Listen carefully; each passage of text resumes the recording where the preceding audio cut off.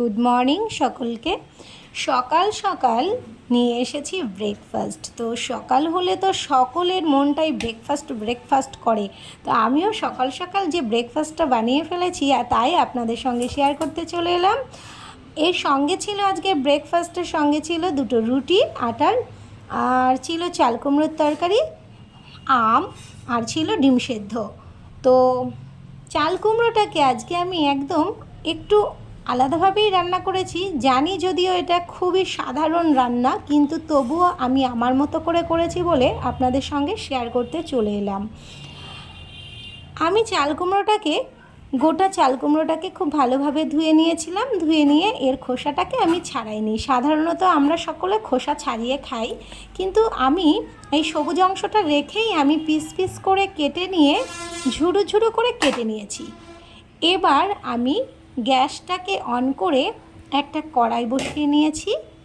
কড়াইয়ের মধ্যে আমি এবার তেল দিয়ে দেব, আর তার আগে এর মধ্যে আমি যে জিনিসগুলো দেব সেগুলো হচ্ছে পেঁয়াজ কুচিয়ে নিয়েছি দুটো মিডিয়াম সাইজের, আর নিয়েছি 5-6টা কাঁচা লঙ্কা। এবার আমি কড়াইতে সরিষার তেল দিয়ে দিচ্ছি 2 চামচ।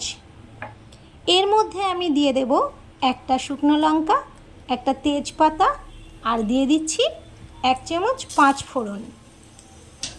তো আমি এই উপকরণগুলোকে একটু ভালোভাবে নাড়াচাড়া করে নিয়ে তারপরে আমি চাল কুমড়োটাকে দেওয়ার আগে পেঁয়াজ কুচি এবং লঙ্কা কুচিটাকে দিয়ে দেব। পেঁয়াজ কুচি আর লঙ্কা কুচিটাকে একটু ভাজবার সময় দিয়ে দিচ্ছি আমি 3টে গোটা রসুন। আপনারা প্রত্যেকে জানেন যে ভাজা রসুন খাওয়া কতটা উপকার।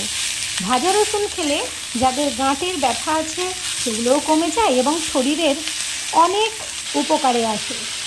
এবার আমি দিয়ে দিলাম চাল কুমড়োগুলো, তার সঙ্গে আমি দিয়ে দিলাম পরিমাণ মতো স্বাদ অনুযায়ী লবণ। এবার আমি এটাকে 10 মিনিটের জন্য ঢেকে দেব। ঢাকনাটা খোলা হয়ে গেছে। 10 মিনিট পরে ফিরে এসে আমি চাল কুমড়োটাকে আর একটু নাড়াচাড়া করে দিচ্ছি। এবার আমি এর ভেতরে যে উপকরণগুলো দেব সেগুলো হলো 1/2 চামচ হলুদ গুঁড়ো, দিয়ে দিচ্ছি সামান্য একটু শাহি গরম মশলার গুঁড়ো, দিয়ে দিচ্ছি 1/2 চামচ জিরে গুঁড়ো, এছাড়া দিয়ে দিচ্ছি ছোট চা চামচের 1 চামচ চিনি। এই উপকরণগুলো আমি ভালো করে আবার নাড়াচাড়া করে নেব এবং এর সঙ্গে আমি দিয়ে দেব একটু কাশ্মীরি লঙ্কার গুঁড়ো সামান্য পরিমাণে। খুব বেশি মশলা আমি এখানে ইউজ করব না, জাস্ট একটু টেস্ট হবার জন্য।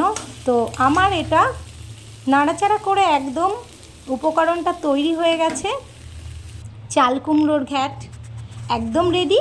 সকাল সকাল গরম ভাতের সঙ্গে কিংবা রুটির সঙ্গে আপনারা পরিবেশন করে খুবই আনন্দ পাবেন, এবং বাড়িতে যারা বয়স্ক রয়েছে তারা ব্রেকফাস্টে এই সহজেই উপকরণ দিয়ে খাবারটা খেয়ে নিতে পারবে। কেমন হয়েছে আপনারা অবশ্যই কমেন্ট বক্সে লিখে জানাবেন। টাটা।